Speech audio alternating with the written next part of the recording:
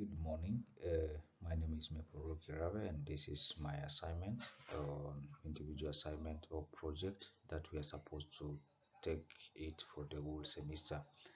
And this is my introduction slides, the university logo, the Faculty of Economics and Management, and my selected topic is Physiocrats by Francis Quesnay and Turgot. So the table of contents.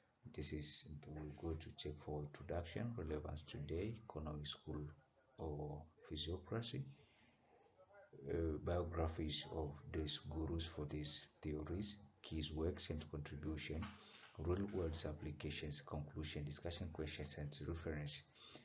And by starting by introductions, those are three people that are mentioned through the internet that are the one who come up with um, this theory of physiocrats. We have Francois de Quesnay, we have Anne Robert Jacques Turgot, and the mid one is Mirbao SNR.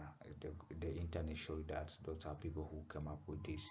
So by starting with the introduction, physiocracy derived from the Greek words meaning government of nature.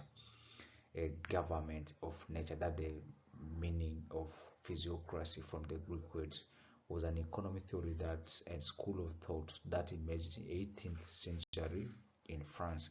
It is marked a significant shift from the dominant mercantilist idea the time by asserting that economic systems should operate according to the natural law. So we are seeing key things here. That's what the meaning, and also we are seeing like it was operating with natural of law or nature of laws.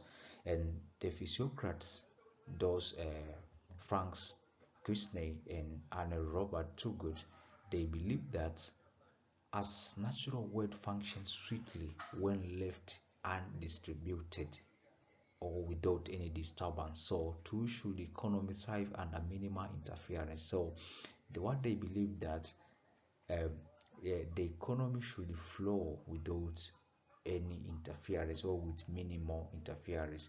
And the source or the core for this theory, that they believe that agriculture is the true source of nations wealth.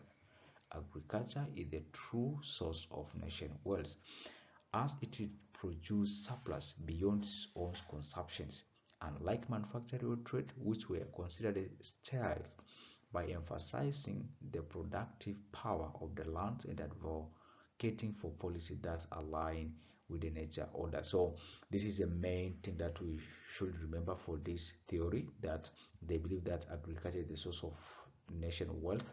It was trying to differentiate from other industrial activity, because as for agriculture, it produces surplus beyond its consumptions. And uh, relevance for today, this is another area that we can work for this topic, sustainable agriculture. Like, they believe that agriculture is the foundation of national wealth. Today this resonates in a global effort to promote sustainable agriculture as means to ensure food security. It's true that we are all eating food, and where the food come from is from agriculture. So the theory was really relate for relevance for the time of today.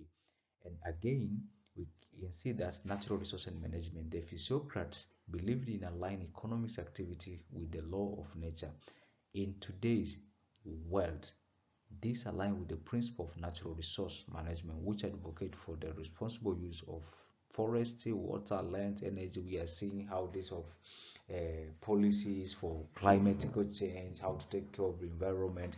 So it's really relying for all the theories related for today's world of today, because also we are seeing these policies, this effort that our United Nations are making to preserve our natural environments or resources. Again, economics, liberalism, and free market. So the theory, as we see that they was focusing on the minimum interference, mean that they was looking for the liberalism in economics or free market. So physiocrats advocate the kind of laissez-faire, minimum government interference, that the government should leave the economy to flow itself. This concept is cornerstone of the modern economic. And now we see this issue of globalization, no barriers in communication. I mean, in the business, somebody can order something from United States, Africa, America, and we are seeing this free market, how it's working. So the theory is relevance for today's world. Again, we can rural development policies. Physiocrats highlighted that they need to invest in a rural community. Today, rural development policies such as improved access to markets, education, healthcare, and infrastructure reflect this perspective. These strategies aim to reduce urban-rural inequality and stimulate growth from the ground up, much like Physiocrats' efficient. Again, we assignment ordered us to focus on the original and background or the economic school of thoughts. So, as I said earlier, that uh, Physiocrats emerged in France during the enlightenment of the mid of 1007s at the first systematic school of thought. It challenged the dominant mercantilism belief that wealth comes from trade and instead from the control. And uh, instead of the Socrates argued that true wealth comes from the land, specifically agriculture, which produce a natural surplus influenced by enlightenment ideas of the reason of the natural law. They believe economy should follow the natural order.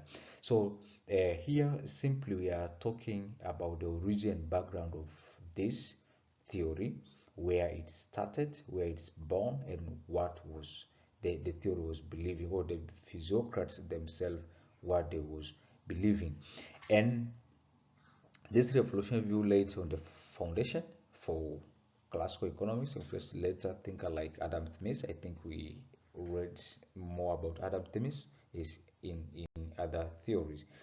Um, the economic school, like here we need to check the key principles, like what they checked more. Natural order, we saw it already that they must follow the natural order or natural laws. But again, primary of agriculture primacy of agriculture, they believe that agriculture is the source of nation's wealth. Another key principle is laissez-faire. The government should interfere as little as possible in economic activities. Another key principle is productive versus sterile classes. So here was looking on the agriculture and other mercantilist projects. So it simply will say farmers are productive, other like merchants and artisans are considered as sterile. So these are key principle for this theory.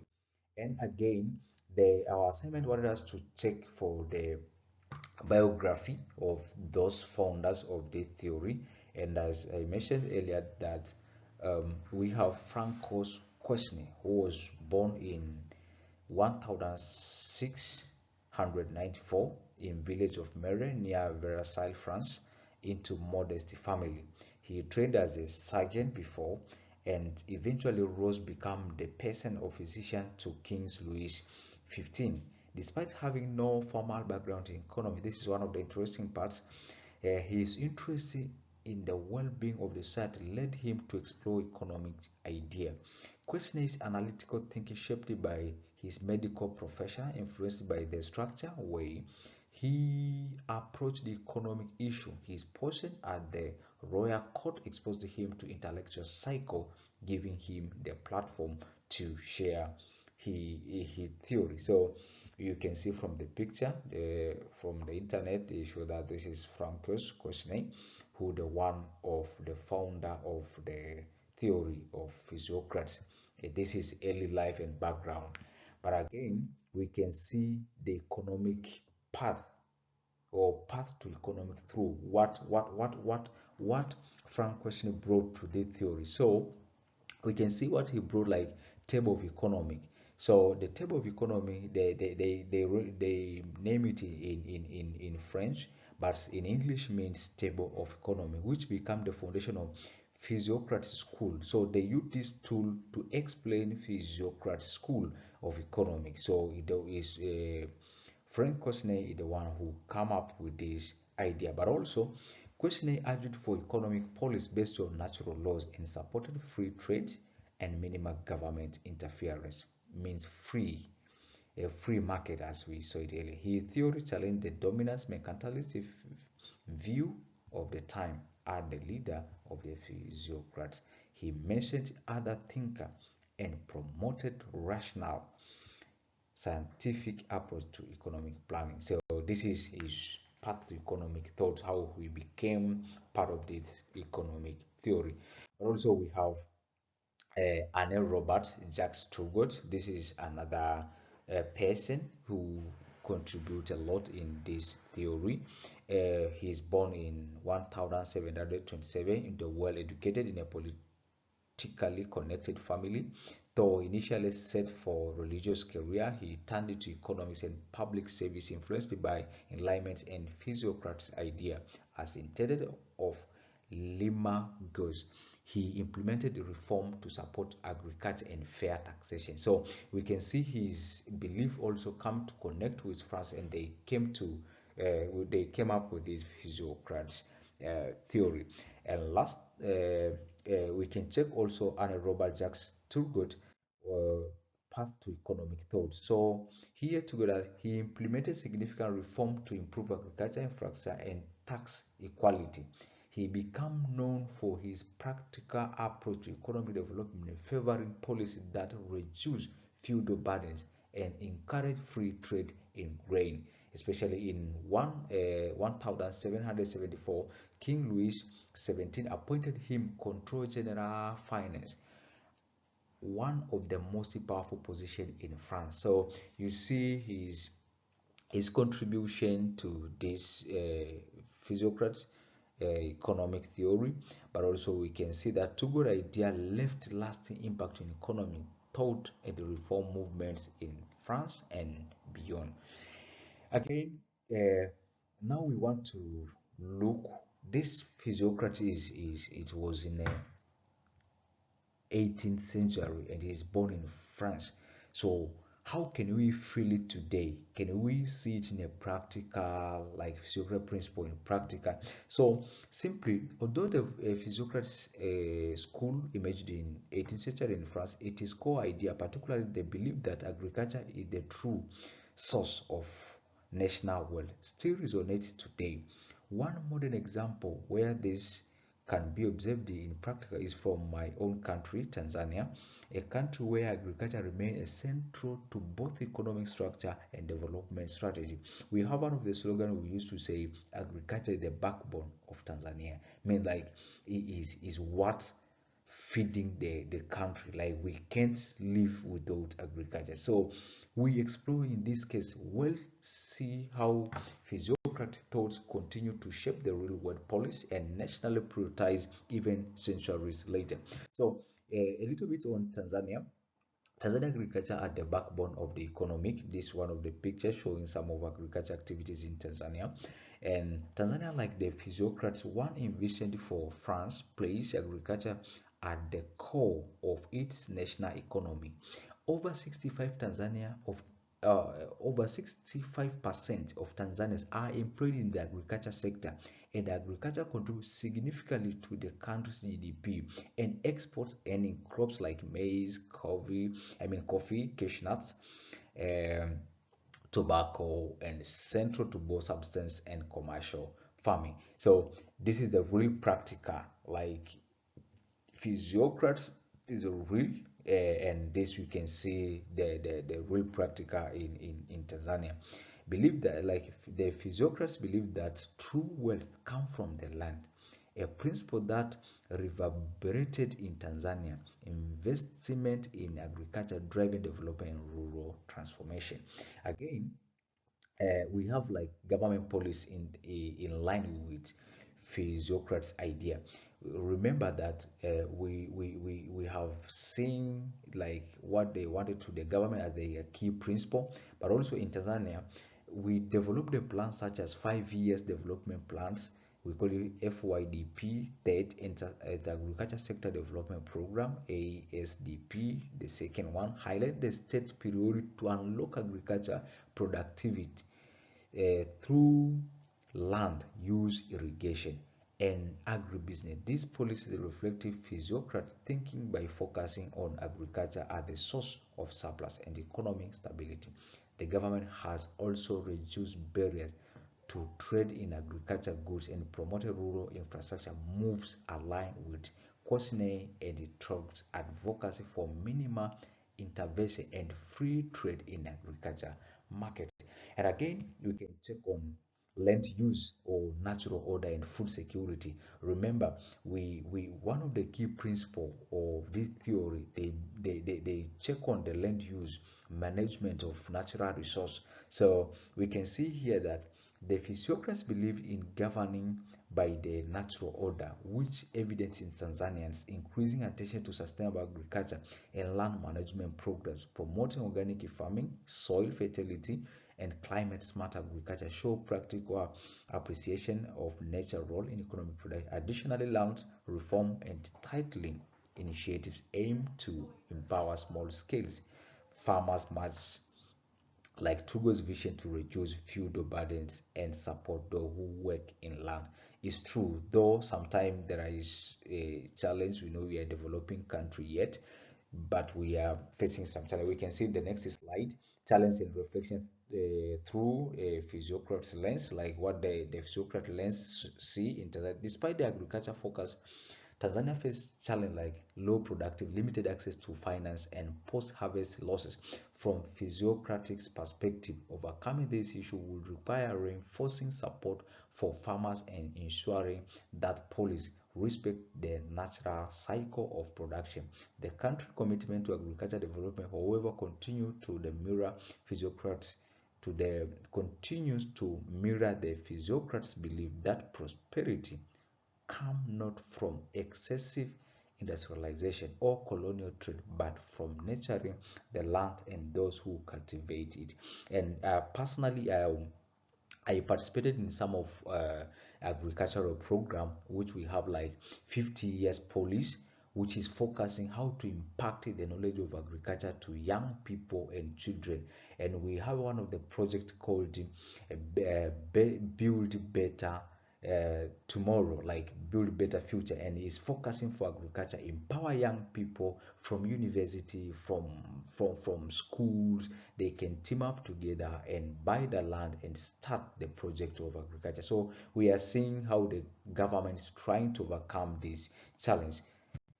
And to come to the conclusion, the physiocratic school laid the foundation principle that remain relevant in today's world through the work of Francois Quesnay and Anne Robert Jacques Turgot.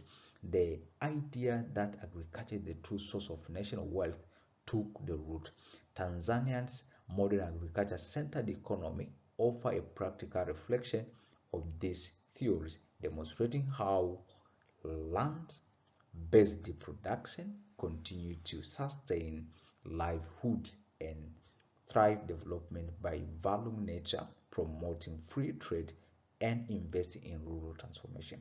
Tanzania's key physiocratic idea, this timely theory, remind us that sustainable economic growth often begins by nurturing the ground beneath our feet. And as I conclude, I say like we say agriculture is the backbone of the country. So that is it. And few discussion questions, like we can check the question about like how can modern economics balance industrial growth with a physiocratic emphasis on agriculture and nature. This is the first question, like how can modern economy, now we have the modern economy, so how can that modern economy balance industrial growth? We have also industrial growth economy with the physiocratic emphasis on agriculture and nature. That's our first question that we can discuss. But the second question, do you think a land-based economy is still practical in the digital industrial age? Why and why not?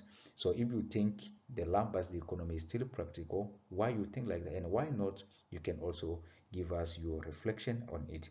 And again, what lesson can developing countries like Tanzania learn from physiocrats in designing sustainable economic policy?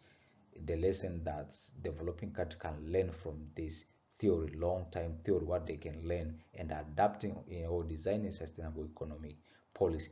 So the reference I use for my work is Blau M 1097, Rocaglia A 2006, but also Tanzania Ministry of Finance and Planning. You can find a link there, and United Republic of Tanzania 2020 Agriculture Sector Development Program. We said it before. HJ 1983, The Economy Theory of Turgot. Mick R.L 1962, The Economy of Physiocrats, essay and translation, and this was printed in Harvard University. But also you can see one of the references is United Nations Developing Programs, UNDP 2020 Human Development Reports in Tanzania. The Theory of Economics and Management, and I am Meporoo, Kirave Individual Assignment Project, and thank you so much for your attention. Thank you.